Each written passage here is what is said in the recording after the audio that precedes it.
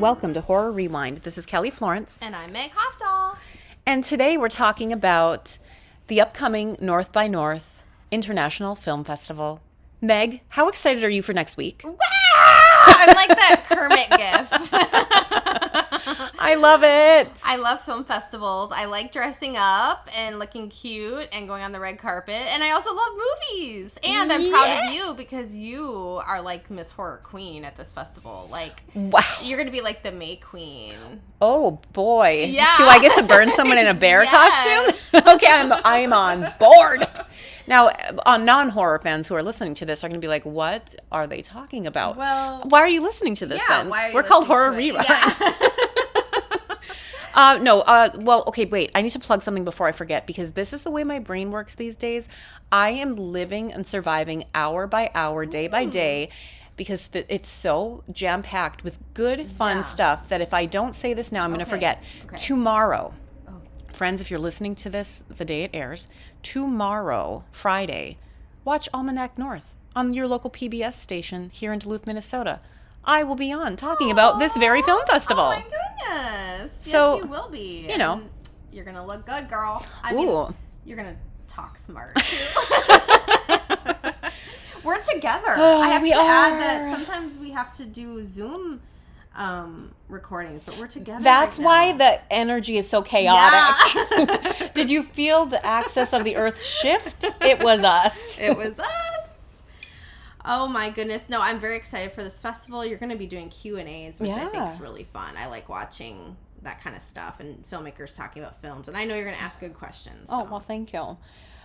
How'd you make it? What damn dare do that? So that's the preview. So yes, come out. It starts Wednesday, April 27th, and it goes through Sunday, May 1st. You can buy tickets online. It's Zeitgeist Arts is what you search, or just, search North by North International Film Festival. You'll find it. Get some tickets. Come on out. You can get individual screenings, or you can get a badge for the entire time, which I think that's the way to go because it's like $75 and you get to go see anything. Come on. I know. Think about how much money you spend to go see one movie at like a Cineplex. Yeah. Multiplex. Yeah. This is definitely, it's worth the money. Now, also, if you're listening to this and then you're not a horror fan, there's a ton of movies that are not horror. We already decided nobody's listening to this who's not a horror fan. Well, come out. Guess what? There's going to be 2 local feature films that were shot here in Duluth, Minnesota. It's going to be their premieres. That's kind of cool. I want to see them on the red carpet. Yeah. They'll be having a good time. Oh, yeah. I love it. I love the energy of filmmakers and casts and crews getting together to celebrate all of their hard work and show the public for the first time. It's like revealing your baby to the world. It is. And I just love how filmmaking is teamwork. And so it's all these people doing their absolute best to make this art. And it's just really cool. Now, this is something exciting that we haven't announced yet, but we're announcing it right now. We are going to do an episode on each of the feature films that is being debuted at the film festival next week, the horror films, and we'll also do an episode combining all the horror block shorts. Yeah. So stay tuned for those. They'll be coming out over the next few weeks, and you can hear about The Hand That Feeds, Beyond the North Woods, and as I said, the horror shorts block. Yeah, I think it's really important to us that we highlight films that aren't necessarily in those multiplexes. I keep talking about multiplexes. You sound like an old lady. I know. I'm like, oh my god. But I also like those movies too. I know. We like them. But we like to support all types of film. Absolutely. So stay tuned for those episodes coming up, as I said, in the next 3 weeks. And then, you know what we're going to talk about, Meg?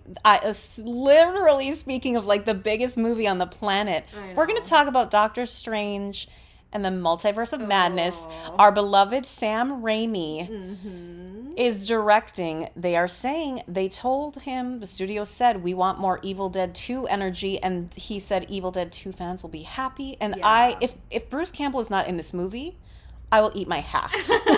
Okay, you heard it here. I'll eat my Evil Dead hat. Okay. He's gonna be in it. No, he's gonna obviously be in it. He's obviously going to be in it. So we're going to do an hour-long deep dive of every frame of Bruce Campbell in Doctor Strange, right? Also, like, if you don't know this about me, friends, who are you? Because I am a huge Benedict Cumberbatch fan. I have him tattooed on my body.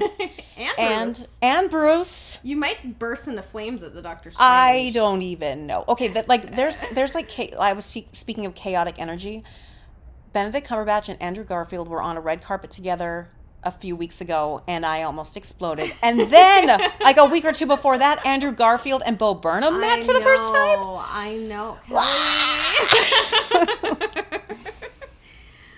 Are you going to be okay? I think I passed out a little bit. I'm going to have to take over now. Oh. So anyway, we're going to be talking about that movie as well. But yeah, come out. Also, Meg, what have you been watching? I was at the movie theater recently, but I want to hear what you've been watching first. Okay, well, thanks to you, I watched a bunch of crap.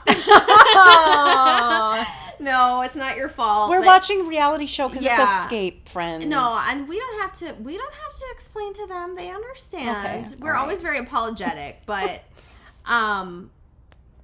yeah, we're watching The Ultimatum. Or I already watched it all. I already binged it all. You're not caught up yet. So again, I can't really blame you now. I've shot past you, and it was the just peak trash that I love. So it was really. It was great fun. And we started the new season of 90 Day Fiancé. I don't know how any of these couples are going to make it, but we'll see. I will enjoy watching the car wreck, the metaphorical car wreck. Okay, so I've watched a couple things. So the first thing is like very upsetting. I watched this documentary on Netflix. It's like a 2-part documentary called Jimmy Savile, A British Horror Story. Damn. And I had heard about this, but I didn't know a lot about it, about this TV personality in Britain. And he was like huge. Like he had been on TV there for 40 years. He was like one of the biggest celebrities. He hung out with Princess Diana, like huge. And 400 people came out to say that he molested them. What? Yeah, 400 people when they were children. So it's really fascinating, but I also like felt kind of down after watching it. Oh yeah, because I watched the first one on Saturday night and then the second one on Sunday, and it was just like very. I maybe watched them too close together. It just felt very upsetting, but it really is a horror story, and it's fascinating because there's so much content because he was on TV for so long, and they have like all this like content of him saying creepy stuff that people just laughed at, and like now in retrospect is like really creepy. So it was a fascinating documentary. 2 things I need to interject is, first of all, we also watched a documentary, the 3-part Hillsong documentary about the Hillsong Church, and it's also, I mean, you just feel icky because there's so much abuse and like sexual abuse and icky feelings. So like I can't recommend it because it didn't make me feel good. Great, At the same time, it's also a true horror story because, you know, they took advantage of all these people, especially young women. Yeah. But also, have you seen the preview for the new Blumhouse documentary called Our Father? That looks freaking good. I was like confused because it said Blumhouse. I didn't know they were, and I was like, what's going on? So yeah, that looked very, very fascinating. And again, I've heard of that, but this is going to be like a really interesting deep dive. So. And it looks so well made. Obviously, Blumhouse, we love you. Yeah. So with the Jimmy Savile one, it's fascinating if you like documentaries. Especially about the darker side of life, I definitely recommend it. I do recommend it, but it is kind of a bummer too. Yeah. So that's something to keep in mind. And then to switch gears, I watched The Rental the other night, which people had been talking about quite a bit last year. It's it's the first film directed by Dave Franco. And it's starring his wife, Alison Brie, and Dan Stevens, who I will always think of as, what's-his-face from Downton Abbey. I know he's been in a lot of things since then, but that's just, like, how I see him. And it is about 2 couples. The dudes are brothers. and they rent an Airbnb for the weekend, and it's a horror movie, and it's kind of interesting. It kind of made me feel a little bit like Hush, the Mike Flanagan movie, and it kind of made me think of like Hitchcock sort of like intrigue. There's a lot of secrets. I'd heard kind of mixed things about it, and I will admit, like, at the end, I thought it was good. I enjoyed it. I wasn't, like, blown out of the water, but I think it was a good watch and good acting, well written. Well, that's good. I need to check it out, and I have heard of it. But you know what I was confusing it with, like, the title? Mm-hmm. What is that movie, and I think we talked about it on the podcast, about the couple who go out to the summer house and then, like creature stuff starts happening, remember? It's really icky. No, remember that? No, like they step on some like a creature, and then like it's like coming out of the foot. Oh, the beach house. Yeah. Something. Yeah, that was good. That was so good. So watch that one. Yeah, that was really good. Yes. This one is, I will say, I'll just say, I think it's fine to say it's not supernatural. But, okay. I think it's worth a watch, especially just for the acting, and it's creepy. It's good. Well, good. There were some good moments in it. If you are listening to this on Thursday, I keep saying this. I just keep saying I don't know when you're listening to it. Guess what we're doing tonight? We're going to see The Northman. Oh yes. Okay, so I'm not sure. I don't know what this is going to be. Like, I trust Robert Eggers with my life. Okay, wow. Now, he's directed The Witch, and what else? The Lighthouse. Oh, yeah, and I haven't seen that. Okay, my soul just left my body. You told me to watch it, but I was busy watching The Ultimatum. Oh, boy. Okay, no, I'll get around to it. No, I know I need to watch Maybe we need to watch it before you go. Oh, boy. I probably should, because then I'll be in, like, a Eggers. No, I think you, yeah. I mean, yeah. Apparently I do. But, and also, if the movie stinks, what's his face is super hot, so. Oh, yeah, Skarsgård. I don't think the movie's gonna stink. I'm just saying. Yeah.